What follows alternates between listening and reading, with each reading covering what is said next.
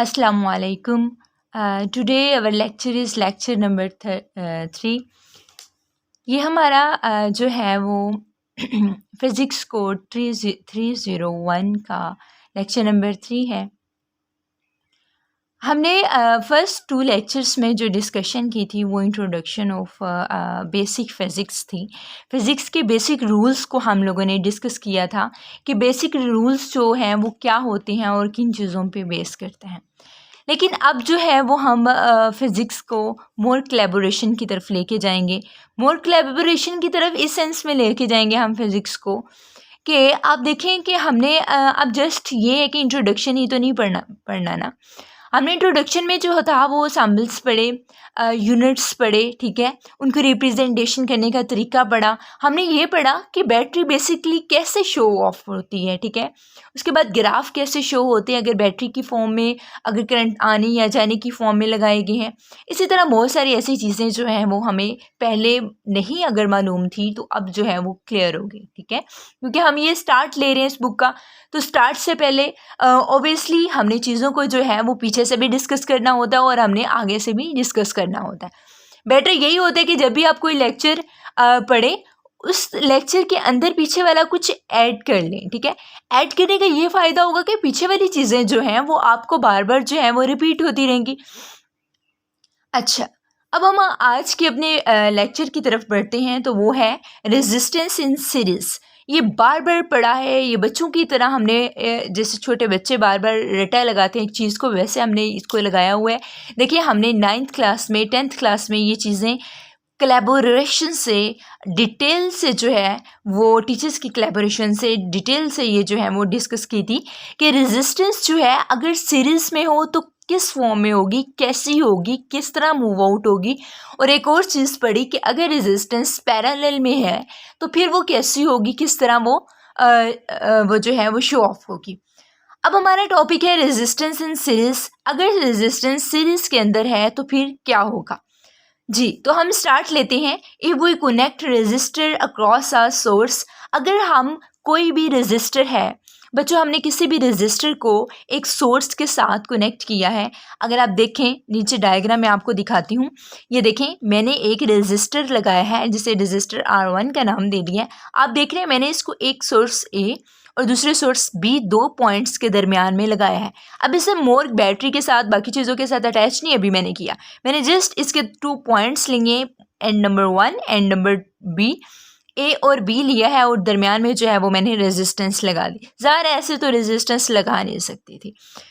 सो वो कहता है कि if we connect resistance across a source, अगर हम किसी रेजिस्टेंस जो है रेजिस्टेंस को वो एक सोर्स से अटैच कर देते हैं, सच डैट, अब उसका तरीका बता रहा है कि किस तरह अटैच करते हैं। Such that ending point of one register is join with starting point of other register. आपने हेड टू टेल रूल तो पढ़ा ही होगा ना छोटी क्लासेस में। हेड टू टेल रूल में भी ऐसा ही था कि एक का हेड दूसरे के टेल के साथ और दूसरे का टेल एक के हेड के साथ हम क्या करते थे, अटैच कर देते थे। बिल्कुल इसी तरह ये कह रहा है कि एंडिंग पॉइंट जो है रजिस्टर का, यानी ये वाला अगर एंड पॉइंट है तो इसको अटैच करना है दूसरे रजिस्टर के स्टार्टिंग पॉइंट के साथ और इसका स्टार्टिंग पॉइंट दूसरे रजिस्टर के एंडिंग पॉइंट के साथ कनेक्टेड कर देना है। Then said to be connected in series. तो इस फॉर्म को हम सीरीज कह देंगे। सिंपल से डेफिनेशन है, कोई इसमें घुमाया फिराया नहीं, ऐसा नहीं है कि हमें समझ नहीं आ रही। आप देखें कि एक रेजिस्टेंस के एंडिंग पॉइंट को दूसरे रेजिस्टेंस के स्टार्टिंग पॉइंट के साथ अटैच करने को और दूसरे रेजिस्टर के स्टार्टिंग पॉइंट को पहले रेजिस्टर की एंडिंग पॉइंट के साथ अटैच करने को हम रेजिस्टेंस इन सीरीज कहते हैं, ठीक है। अच्छा, the combined effect of all resistor equal to sum of the individual resistor. वो कहता है कि अगर कंबाइंड इफेक्ट है दो रेजिस्टर का, दो से ज़्यादा रेजिस्टर का, तो वो होगा सम ऑफ द इंडिविजुअल रेजिस्टेंस। वो इंडिविजुअल रेजिस्टेंस के इक्वल होगा, ठीक है। उसके बाद हम फ़र्ज़ करते हैं, हम आपको पता है चीज़ों को ऐसे नहीं समझा जाता, उन्हें मिसालों के ज़रिए समझा जाता है। हम चीज़ों को समझने के लिए हम कहते हैं फॉर एग्ज़ाम्पल, आप ज़रा एग्ज़ाम्पल तो देना इस चीज़ की कि आप क्या कह रहे हैं और आप क्या कहना चाहते हैं मुझे। तो बिल्कुल इसी तरह फ़िज़िक्स में भी हम फॉर एग्ज़ाम्पल, एग्ज़ाम्पल के तौर पर, मिसाल के तौर पर हम इस चैप्टर में, इस बुक में बहुत सारी एग्ज़ाम्पल्स लेंगे चीज़ों को समझने के लिए। अब हमने रेजिस्टेंस को समझ लिया है, अब इसे एग्ज़ाम्पल के साथ अटैच करके मोर कोलैबोरेशन से समझते हैं। कंसीडर, फर्ज करें, टू रेजिस्टर है हमारे पास R1 एंड R2, R1 और R2 रेजिस्टर्स ले लिए with terminal A and B, उसके पास A और B terminal, C and D दो टर्मिनल्स हैं। R1 के साथ भी A B है और R2 के साथ C D है, ठीक है। They will be in series, वो सीरीज के अंदर है। If we combine B and C, अगर हम B और C को कंबाइन कर दें तो फिर क्या होगा, और A और B को। अब आप देखें यहाँ पे मैं रेजिस्टेंस को कंबाइन करने वाली हूँ, ठीक है। अगर मैं, आप देख सकते हैं रेजिस्टेंस को कंबाइन किस तरह किया है।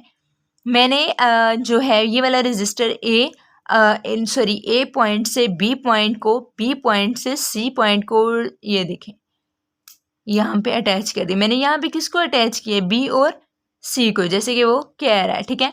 R1 रेजिस्टेंस है R2, R1 और R2 में आपने बी को सी से अटैच कर दिया, ठीक हो गया, क्लियर हो गया जी। तो हम अपने नेक्स्ट पॉइंट की तरफ आते हैं। सॉरी, नेक्स्ट पॉइंट नहीं, इसका नेक्स्ट जो पेज है वहाँ पे आते हैं।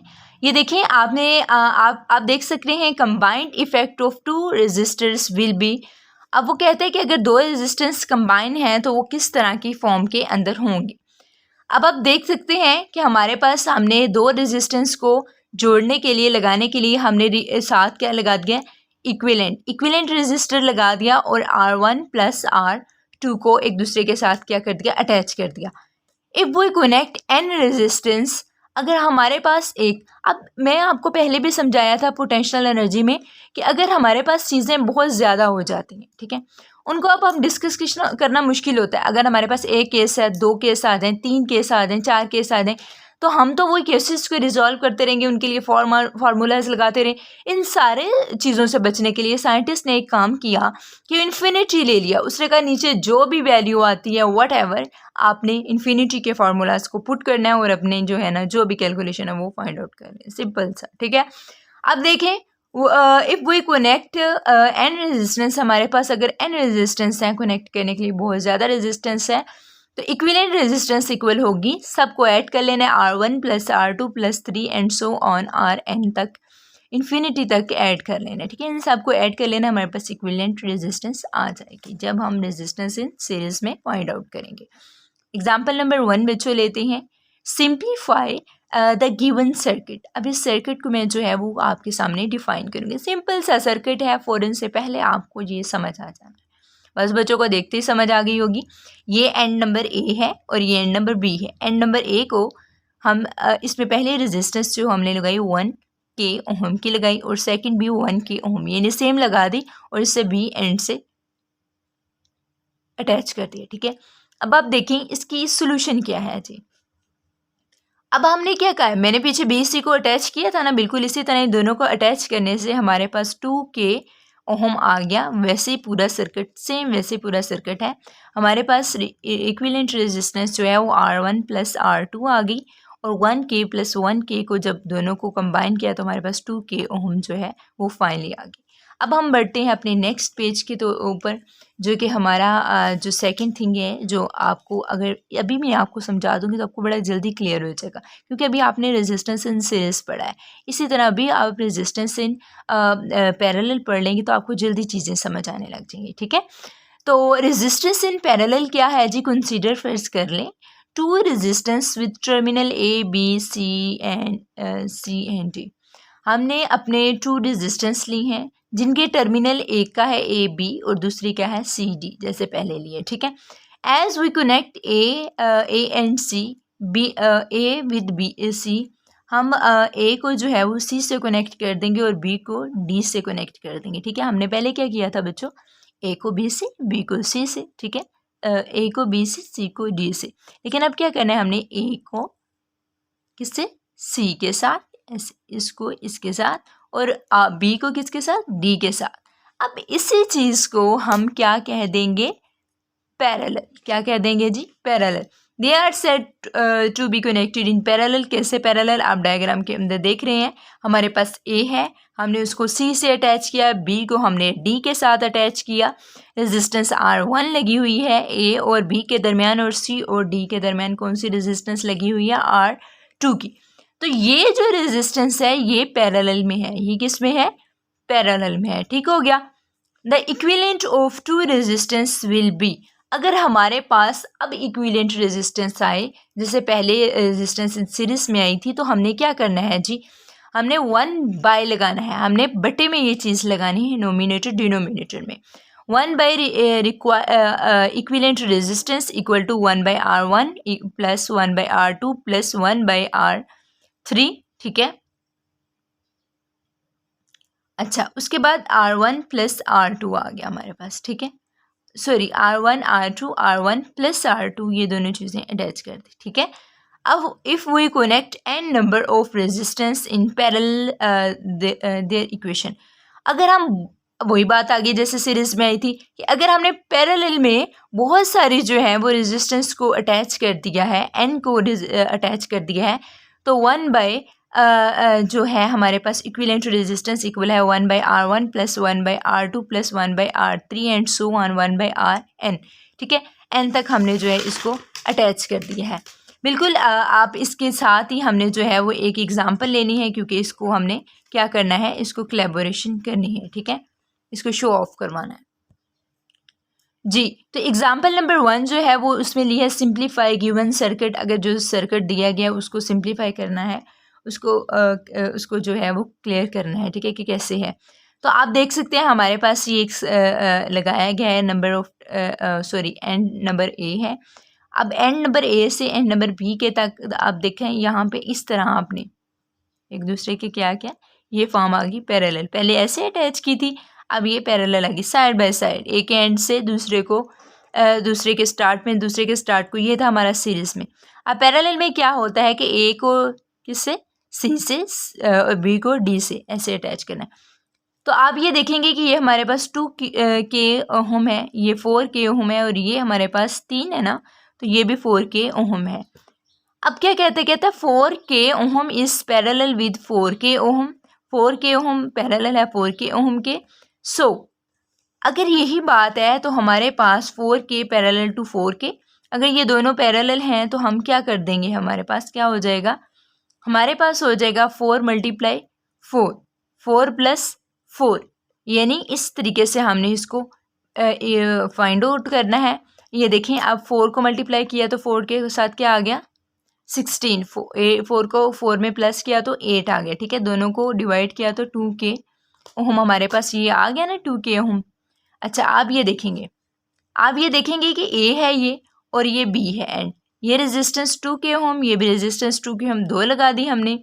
अच्छा, जब हमने 2 लगाई हैं तो आपको इसको मज़ीद करेंगे तो कैसे करेंगे, हमारे पास 2K ohm is parallel with 2K ohm, ये दोनों आपस में पैरेलल हैं। सो R × R, जैसे पहले किया था 2 + 2, R × 2 और 2 + 4, 4 को डिवाइड किया 1K आ गया। अब हमारे पास एक रह गया, सिर्फ एक 1 आ गया ए, और ये बी एंड हो गया, और हमारे पास 1K ओहम लगा दी। ठीक है, यहाँ तक हमारी ये जो है, अब आपको क्लियरली समझ आ गई होगी कि पैरेलल में कैसे फाइंड करना है। सबसे पहले हमने 4 4 2 लिया, 2 2 लिया और 1 तक आ गई। ठीक है, इस तरह हमने पैरेलल में फाइंड आउट करना है। उसके बाद हम अपनी सेकंड लास्ट एग्जांपल में जाते हैं जी। सिंप्लीफाई द गिवन सर्किट, इस सर्किट को सिंप्लीफाई करना है। ये एंड ए है और ये एंड ए बी है। ठीक है, अब आप देख सकते हैं 4K ओहम लगा दिया, 4K ओहम की रेजिस्टेंस लगा दी। इसी तरह 6K की और 12K की और 8K की, यानी सबको ही अटैच कर दिया, इसमें भी और इसमें भी। अब 4K ohm is in series, 4K ohm ये दोनों सीरीज में है ना बच्चों। अच्छा, और ये किस में है, ये पैरेलल में है। 8K, so the combine effect 12K ohm आ जाएगा। इन दोनों को कंबाइन करने से 12K आ जाएगा। नेक्स्ट सर्किट देखें जी, ए और ये बी है, ये 4K ओहम, ये 12K ओहम, ये जो आया इसको यहाँ पे लगा दिया। 6K और 12K ओहम आ गया हमारे पास। 12K ohm is in parallel with 12K ohm, 12K / 12K parallel आ गए। 12 मल्टीप्लाई 12, 12 प्लस 12, ठीक है। तो हमारे पास क्या आ गया, 144 divided by 24 equal to 6K ohm, ठीक है। अच्छा, अब हमारे पास इसकी जगह पे क्या आ गया, इनको डिवाइड किया तो 6K ओम आ गया। अब आप आके देखिए कि नेक्स्ट में क्या आ जाता है, 6K ओम आ गया। अब हमने 6K ओम ले लिया, इधर भी 6K ओम और 4K ओम रिमेनिंग। अब हमने इसकी को बिल्कुल वैसे ही अटैच किया, तो 4K ओम में प्लस कर दिया 6, तो हमारे पास 10 आ गया। 10 को लगा लिया, 10 और 6 आ गया। अब 3 के बजाय 2 आ गए हमारे पास। अब हमने क्या किया, 6K ohm is parallel with 10K ohm. अब 6K ओम पैरेलल किसके है, 6K ohm is parallel in 10K ओम। जी, तो आप देख सकते हैं कि हमने इक्विवेलेंट रेजिस्टेंस जो है 6 मल्टीप्लाई 10, 6 प्लस 10, 6 मल्टीप्लाई 10 क्या आ जाएगा, 60 आ जाएगा, और ये 16 आ जाएगा। डिवाइड करेंगे तो हमारे पास पॉइंट्स में जो है वो वैल्यू आ जाएगी 3.75K ओम। अब हमारे पास एक सिंपल रह गई है 3.7K ओम। हमने वहाँ तक इनको पैरेलल में सॉल्व करना है इक्विवेलेंट रेजिस्टेंस के लिए, जहाँ तक जो है हमें एक जो है वो निकलना है, ठीक है। अभी आप देखें कि हमारे पास, हमने इक्विवेलेंट को कौन सी इक्विवेलेंट होती है, एन टेंस वाली होती है ना, इसी वजह से इसको 1 तक लेके जाते हैं, ठीक है। यहाँ पे आपका लेक्चर जो है वो एंड हो जाता है। उम्मीद करती हूँ आपको अच्छे से समझ आ गई होगी। मिलते हैं अपने नेक्स्ट लेक्चर के साथ, तब तक के लिए अपना बहुत सारा ख्याल रखें। और अगर आपको ये वीडियो पसंद आई है तो काइंडली इसको शेयर करें अपने दोस्तों के साथ और लाइक भी करें, ठीक है। अल्लाह हाफिज़, टेक केयर।